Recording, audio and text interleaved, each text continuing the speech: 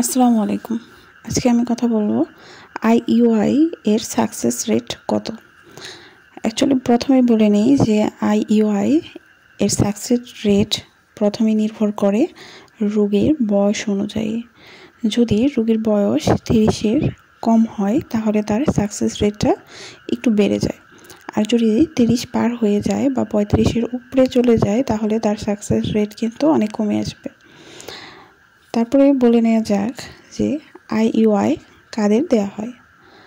যখন কোনো রোগী বারবার কনসিভ করার জন্য চেষ্টা করছে কিন্তু কনসিভ হচ্ছে না, অনেক ইনজেকশন, তারপর হচ্ছে আপনার অনেক ওষুধ মেডিসিন এগুলো খাওয়ার পরেও অনেক চেষ্টা করেও ব্যর্থ, তাদেরকে কিন্তু আইইউআই এর মাধ্যমে চেষ্টা করা হয়।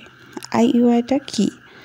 আইইউআইটা হচ্ছে এমন একটা পদ্ধতি যে পদ্ধতির মাধ্যমে যে স্বামীর স্পামটা, সেই স্পামটাকে আপনার ভালো করে ওয়াশ করে বা যে স্পামের যে শুক্রাণুগুলো সবল ভালো, সেই শুক্রাণুগুলোকে আলাদা করে সেগুলো তার স্ত্রীর জরায়ুতে প্রবেশ করে দেওয়ার যে প্রসেসটা, এটাই হচ্ছে আইইউআই।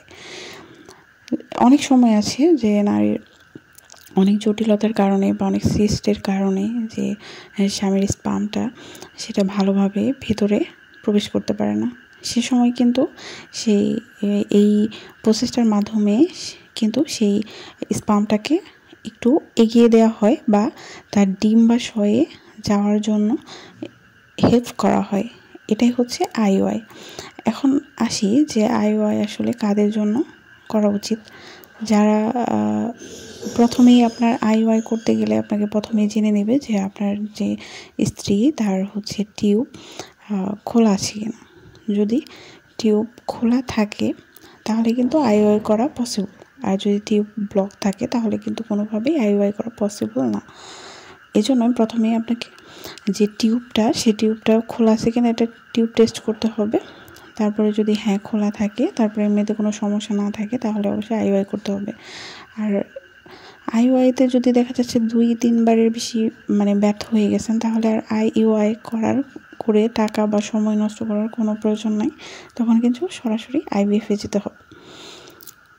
তাই যাদের সাধারণ সমস্যা, যেমন ধরেন পিসিওডি সমস্যা থাকে অনেক মহিলার, বা স্বামীর শুক্রাণু স্পিড কম থাকে, সেক্ষেত্রে কিন্তু আইইউআই এর সাকসেস রেটটা ভালো আসে। এখন আমরা জানবো যে আইইউআই এর মোট সাকসেস রেট কত।